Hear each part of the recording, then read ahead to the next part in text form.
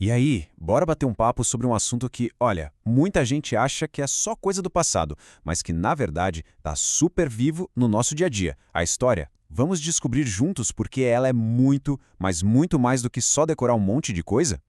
Vamos começar com aquela pergunta clássica, né?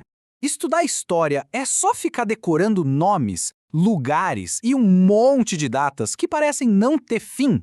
Sabe, aquela sensação de que é um trabalho meio repetitivo e chato?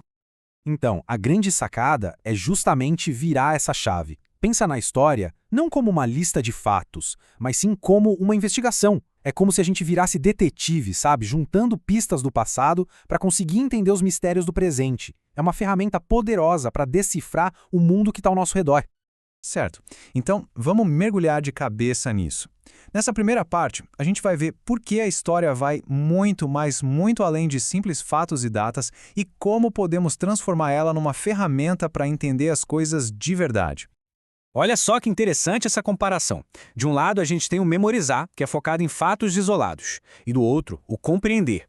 E é aqui que a mágica acontece, gente. Em vez de só perguntar o que aconteceu, a gente começa a perguntar por que aconteceu. A gente vai atrás das causas, das conexões entre os eventos e entende que tudo faz parte de processos bem maiores.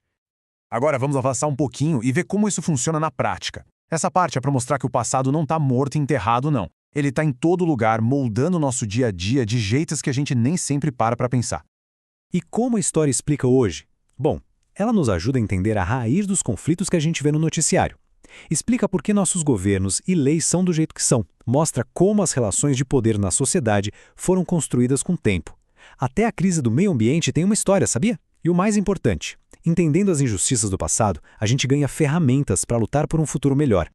Agora, vamos para um lado mais pessoal da coisa. A história não é só sobre os grandes acontecimentos mundiais. Ela também tem tudo a ver com quem nós somos, tanto como indivíduos quanto como um grupo. A ideia aqui é bem simples, mas ao mesmo tempo muito profunda. A nossa identidade é construída sobre as bases do passado. As histórias das nossas famílias, das nossas comunidades e do nosso país, tudo isso forma um alicerce de como a gente se enxerga no mundo. E como é que isso acontece passo a passo? Primeiro, a gente resgata a cultura, a arte, as tradições. Depois, a gente usa isso para entender de onde viemos. A partir daí, formamos a nossa identidade, o nosso eu. E quando a gente compartilha essas histórias, criamos uma memória coletiva, aquele sentimento de pertencer a algo maior. Ok, chegamos no que eu gosto de chamar de superpoder que a história nos dá. Ela não é só um monte de conhecimento, é um jeito de treinar nossa mente para pensar de um jeito mais crítico e mais profundo. Esse aqui é o conceito-chave, consciência histórica. Pensa nela como se fosse um par de óculos especiais. Quando você coloca, você não vê só um prédio. Você vê as decisões que levaram à construção dele. Você não vê só uma notícia, vê os processos históricos que levaram àquele evento. Essa lente muda e enriquece totalmente a nossa leitura da realidade. E qual é a utilidade prática disso tudo? É simples. Ao entender as lições, os erros e os acertos do passado, a gente ganha referências para fazer escolhas mais inteligentes e conscientes hoje, sempre pensando no amanhã. E agora, para a gente ter certeza de que tudo ficou bem claro, que tal um teste rápido? Se prepara aí, porque chegou a hora do nosso quiz. Vamos testar esses conhecimentos.